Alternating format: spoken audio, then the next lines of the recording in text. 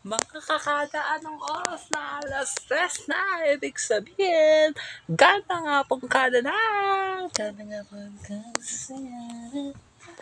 Ganda sa saya na. Ito ganda sa saya na. Ganda sa saya na.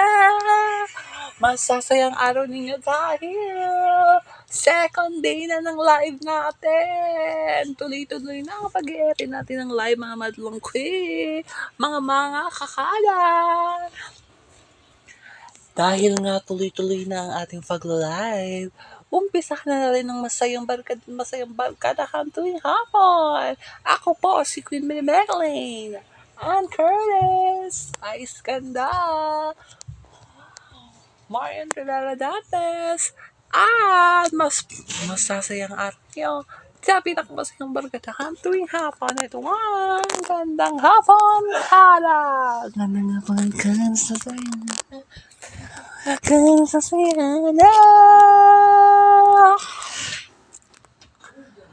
Dahil masasayang araw natin dahil sa mga marami nating mga segment na pagsasalungan ngayong hapon.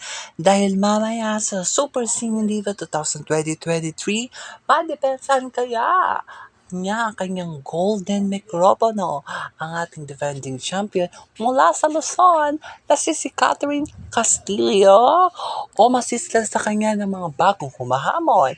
Abangan yan mamaya sa Super Singing Diva. At mamaya naman sa The Millionaire's Question, makuha na kaya ang ating 150,000 pesos jackpot prize. Abangan niyo mamaya sa The Millionaire's Question. At mamaya naman sa ano kayang kwentang ipabagahagi sa atin ng mga Pinoy sa katanging-tanging kwentuhan. Dito lang yan.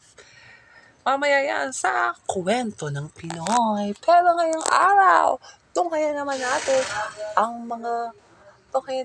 ang game show na kung saan kailangan nyo lang sumagot ng tama para manalo kayo ng 150,000 pesos. Welcome sa ating bagong segment. Ito ang The Millionaire's Question.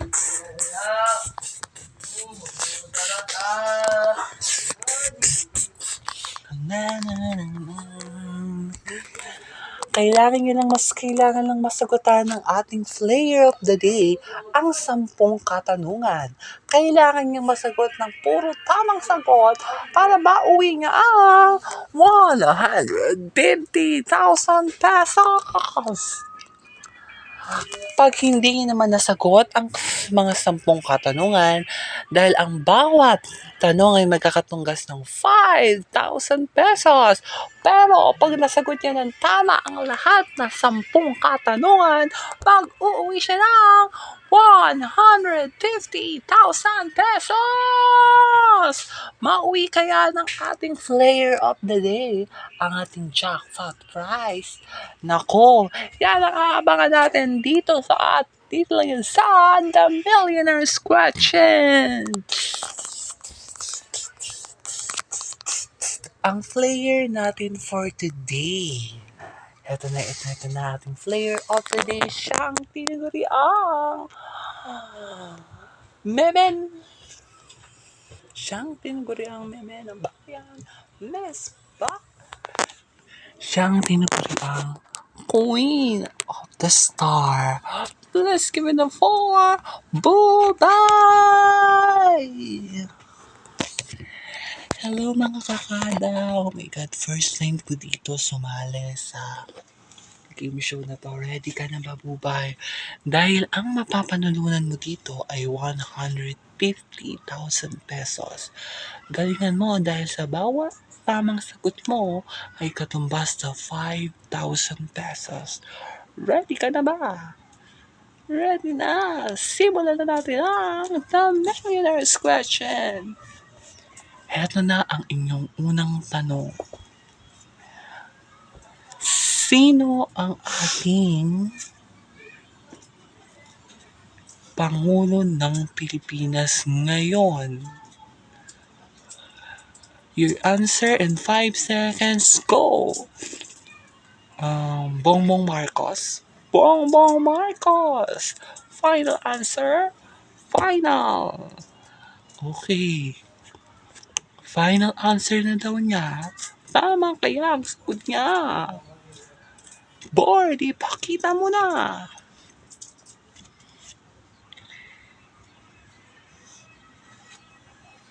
Tama! Meron ka ng 5,000 pesos. Ang galing naman. Okay, kailangan mong galingan para makuha mo ang another 5,000 pesos dito sa ating pangalawang tanong. Okay, ang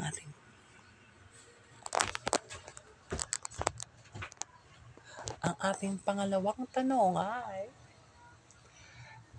ano ang ating pambansang bulaklak?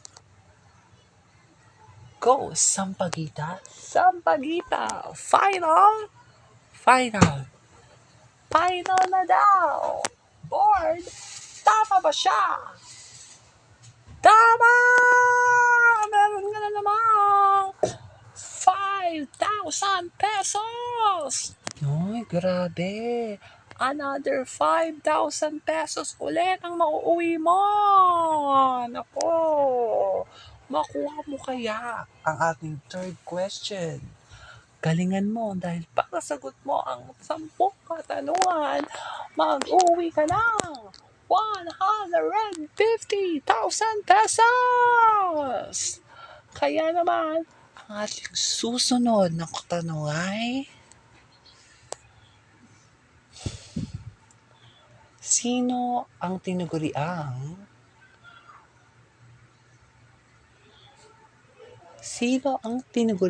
meme ng bayan? Go! Vice ganda! Vice ganda! Tama kaya yon? Final! Final! Pindutin mo na! Napindot niya! Final guess na daw niya! Kaya naman, Ford, ipakita mo na! Tama! Another 5,000 pesos! Tatlo na ang tamang sagot mo, Bubay.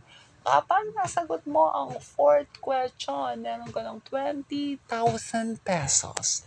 Kailangan puro tamang sagot ang sasagutin mo dito para mauwi mo ang 150,000 pesos. This is the fifth question. Sino ang ating Ano ang ating pambansang prutas? Go! Mangga? Mangga! Final, final! Final! Ford, ipakita mo na! Tama! Another 5,000 pesos! Huwag na natin patagalin pa. This is the fifth question. Para makuha mo at makakuha ka ng 25,000 pesos. 25,000 pesos na ito pag masagot mo ang fifth question. Ito na. Ano ang ating pambansang hayop? Palaka? Palaka? Final na ba? Final! Board! Tama ba siya? Ipakita mo na! Mali! Ang ating pangbansang hayop ay Kalabaw! Kalabaw ang ating pambansang hayop ng Pilipinas. Okay lang yan, Bubay. Hindi mo man lang nasagutan ng tamang ating fifth question, hindi mo na mauuwi ang 150,000 pesos. Okay lang yan. Meron ka namang kabuoang nasagutan na 4 na katanungan. Katumbas yan ng 20,000 pesos. Maraming salamat mga kakada sa pag-invite niyo sa akin para mag-play dito sa The Millionaire Square. So, sobrang saya ng experience, napakasaya. Maraming salamat, Bubay! Kailangan nyo lang bilisin.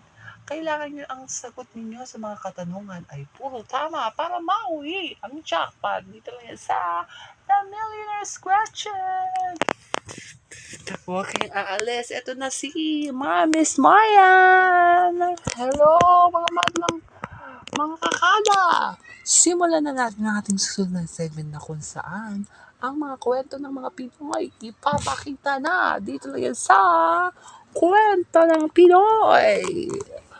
Okay, ang ating tatalakayin dito sa ating Kwento ng Pinoy, episode natin for today, ay ang kwento ng isang single mother na na binubuhay ang kanyang 5 mga anak. Nako, hindi akalain tabraw ni nanay sa pagtitinda ng suman at maha blanca. Makakasama natin ang katangi-tanging magulang natin dito sa Kwento ng Pinoy. Let's keep it for Nanay Luz Biminda Paras. Hello, Nanay. Gaano katagal na po kayo nagtitinda ng kakanin? 12 years na po. 12 years na po. Nang matagal-tagal na po. Nung nabubuhay po ang asawa ko, ito na po ang kabuhayan namin. Ibig sabihin, more than 40 years na po kami nagtitinda. Oh my God. Dahil ikaw ang ating Kwento ng Pinoy of the day. Ang iyong story ay yung tinampok namin dito sa Kwento ng Pinoy dahil nabubuhay pa po ang iyong asawa, kayo po raw. Dahil binuhay niyo po ang iyong 5 mga anak sa pagtitinda lang po ng kakanin. Opo, binuhay ko po yung 5 kong mga anak sa pagtitinda ko lang ng kakanin. Ang galing ng sakripisyong ipinakita ni nanay. Palakpakan na naman natin mga kakada. Napakagaling ng sakripisyo na ni nanay, no? Nay, ano naman po ang masasabi ninyo na isang maging inspirasyon po sila sa galing ninyo? Wag lang kayo mawawalan ng tiwala. Kasi ang mga anak natin yung nagsisilbi natin lakas sa araw-araw. Kahit wala man lang tayo katuwang sa buhay, single mother tayo, kailangan natin maging malakas para lang sa mga anak natin. Kasi ako, pinalaki ko yung 5 kong mga anak na ngayon ay meron na akong 4 nakapagtapos sa pag-aaral at ang isa ko na lang anak ang pinagpapatapos ko ng pag-aaral. Nakakatuwa naman si nanay, no? Nakapagtapos si nanay, Luz Biminda, ng 4 na anak niya. Ano po natapos ng mga anak ninyong 4 na yon?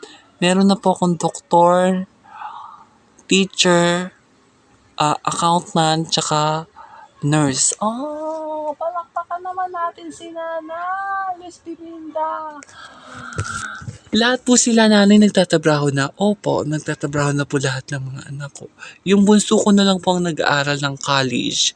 Hanggang ngayon po nagtitinda pa rin po ako ng mga kakanin. Nakakatuwa naman nanay ang story ninyo. Kayo po ang napili namin na itampok dito sa Kwento ng Pinoy dahil sa katibidad niyo po na sa inyong edad ay kaya nyo pong mabuhay pa rin po.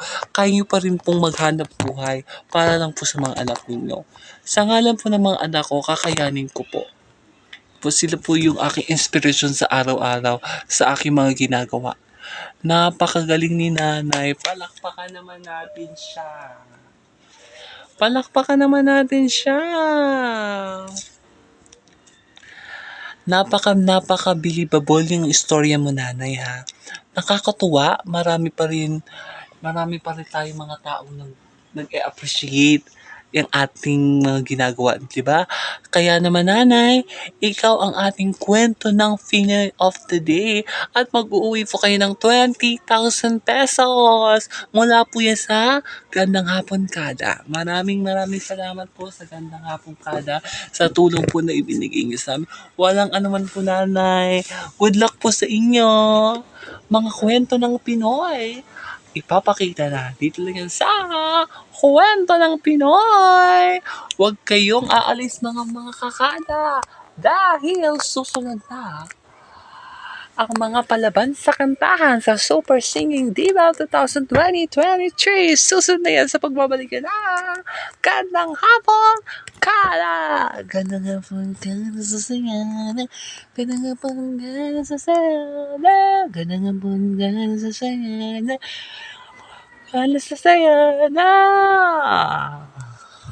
ang nakaraan sa Super Singing Diva 2023. Ikaw pa rin ang pag-ibig ko.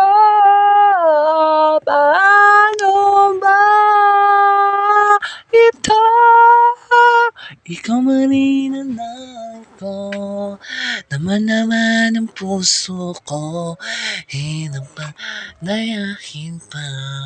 Ko ng damdamin. Ang ating hihiranging pakampyon sa tanghalan ngayong araw na ito ay mula sa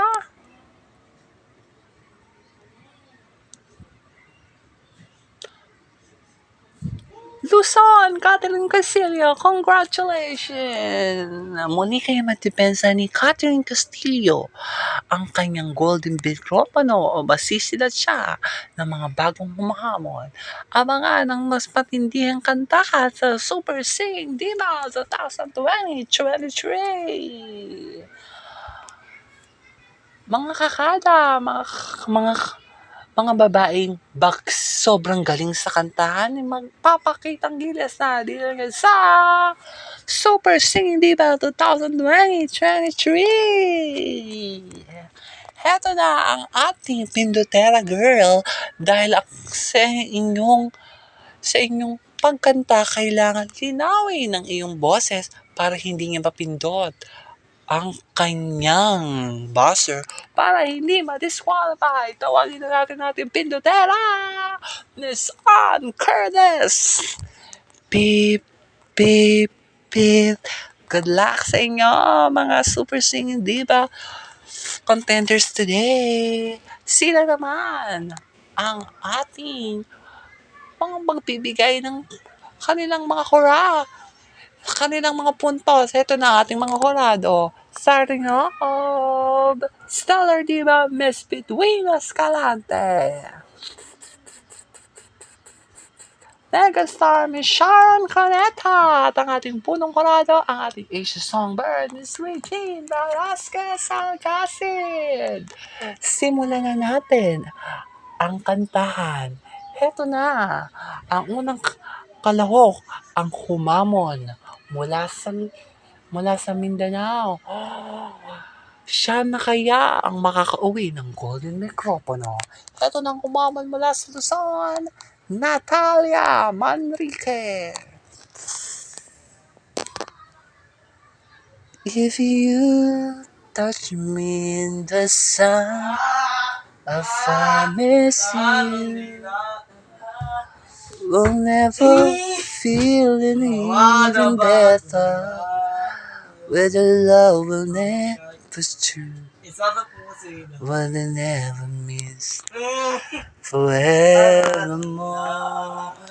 And I will start singing again, bestowing never the moment to go, never the love you will just only know about again.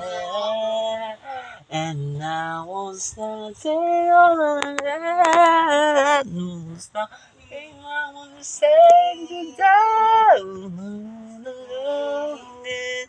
We were so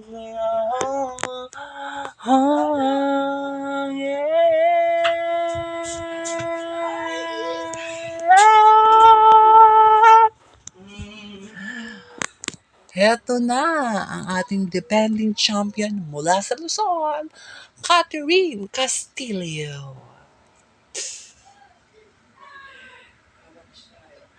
Narito ako. Gusto ko nang bumitaw. Gusto ko nang bumitaw.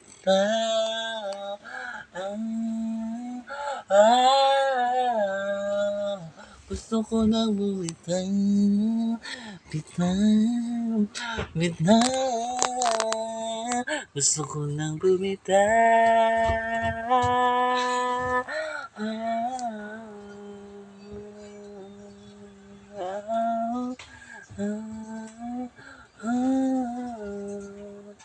Gusto Gusto ko nang bumitaw, bitaw, bitaw.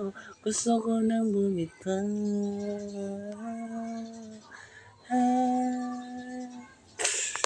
Yan ang ating defending champion mula sa Luzon, Catherine Castillo at ang kumamon na si Natalie Manrique ng Visayas. Okay, sino kaya magwawagi for today? Heto ng resulta, ang ating Super Sing Diva of the Day at nakakuha ng score of 94.6%. Ang kampiyon ng araw na ito ay ang dating kampiyon, Catherine Castillo ng Luzon. Congratulations, Catherine. Mag-uwi ka ng karagdagang 20,000 pesos at muli kang babalik bukas para muling depensa ng pwesto sa tanghalan. At maraming naman salamat sa iyong pagsali. Natalia Manrique, mag-uwi ka pa rin ng 10,000 pesos. Mga bababaksit na tinig, ipapakita na dito lang Super Sing Diva 2023. Maraming salamat mga madlang. Kada magkita-kita ulit tayo bukas. Ito lang yan sa Gandang hapon, kada! Gandang hapon ka na sa saya. Gandang hapon ka na sa saya.